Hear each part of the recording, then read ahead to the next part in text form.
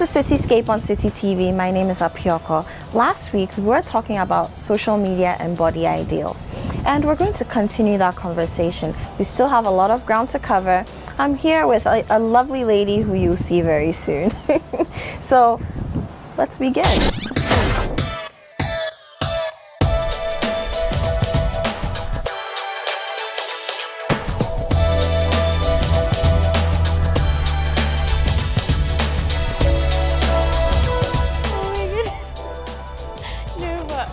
Last week, you mentioned how much you like to share on social media.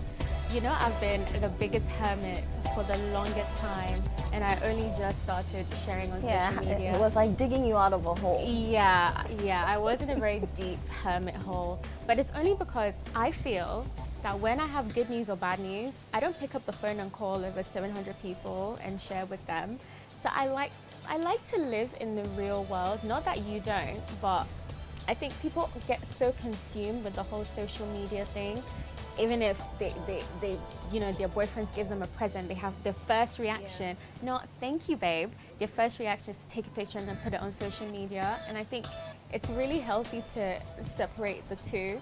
Like I was saying, that sometimes when you meet someone outside of social media, they so do not match their social media persona. And I'll tell you a story.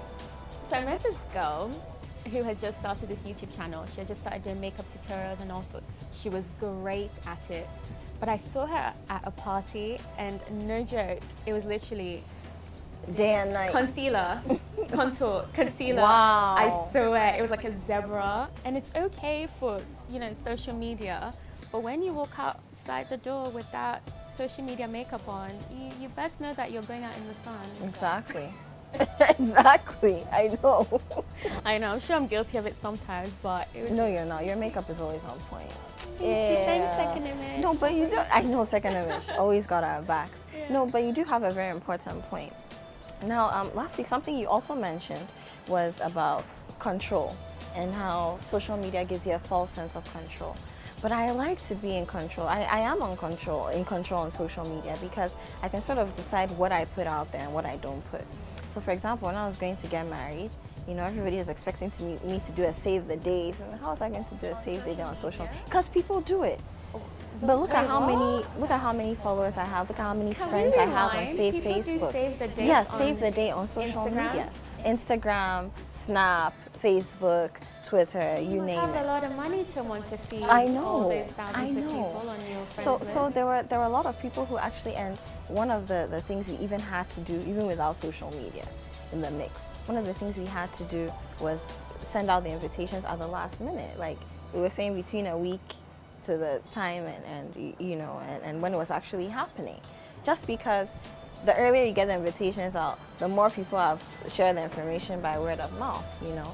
But yeah, I like to share some new makeup that I've discovered on social media. I think it's great to empower other women. I like to share some highs and lows that I'm going through. You know, I write poetry. I love to share my poetry. I feel like I get to touch people. Look, recently I wrote a poem about some of the trials you tend to face in marriage as time goes on. And I had women in their 50s, 60s, 70s just messaging. I didn't even know they were on social media. I didn't know they followed me. You know, just messaging me, cool grannies, really. Just saying, hey, you know what? You really, really, really captured the soul of marriage, and thank you for doing that. You know, if for nothing at all, you've sort of gingered me into rethinking about the old times and bringing some of that into the present. And there were men too. So I think social media can be a great tool for projecting yourself if you're really projecting yourself. Now, even if you're projecting a different you on social media, or the you you want to be, there's nothing wrong with that either. But it becomes a problem when it begins to rule your everyday life. You know, people are going into depression. You know, I don't know if you know about Bitmojis. Good. Okay, you have seen Bitmoji. So basically, for those who don't know, you have an avatar. And exactly, it can look like you. You can tease it to look like you. Well, it's supposed to, but I've seen very dark people, MFR, very dark people with white Bitmojis. Oh, come on. And I asked them Maybe why. they didn't know how to do it. No, it's not that. They actually want to look that way. And this is both males and females. Second Image international admissions in progress. Courses available include hairdressing, beauty therapy and fashion. Call us on 0243 331 999. Evening and weekend classes are also available. Okay, honestly, I've also seen some there's nothing wrong with being curvy, but I've also seen some very curvy people with some very skinny bitmojis. Yes. And yes. I just think, yes. you know, either way, do you, boo, whatever makes you happy.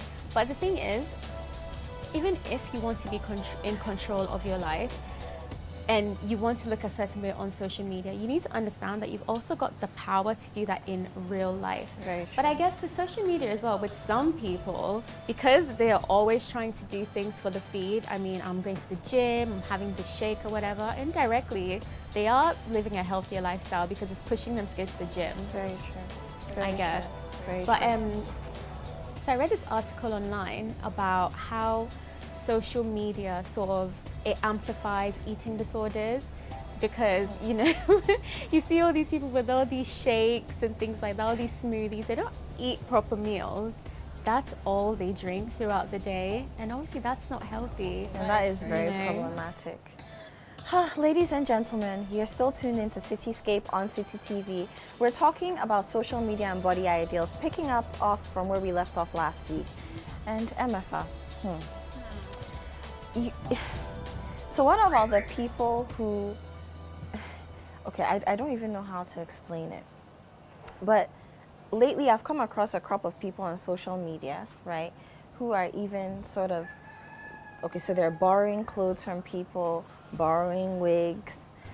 What, like bloggers? They're not even bloggers. Oh. It's just basically people who've said to a friend, oh, you know what, you sell clothes, so I want to wear this, I want to try this dress on. Just so they look like they have a lot of clothes. And then in the changing room, they're taking pictures as though they've actually bought the clothes. That is really sad. It is. And don't get me wrong, I mean, it's not the same as, okay, so MFA, you have a boutique or you make clothes, I'm your friend, let me wear them and sort of help you grab some market. No, that's not what I'm talking about. Or you're a blogger and you're trying to give props to someone. You're literally just trying to look really rich on social media. Look really rich, look really bougie. You know, there's a lot of pressure though. There's a lot of pressure. And I follow this girl, Patricia Bright, on YouTube, and she was talking about the differences between real life and life on Instagram or social media.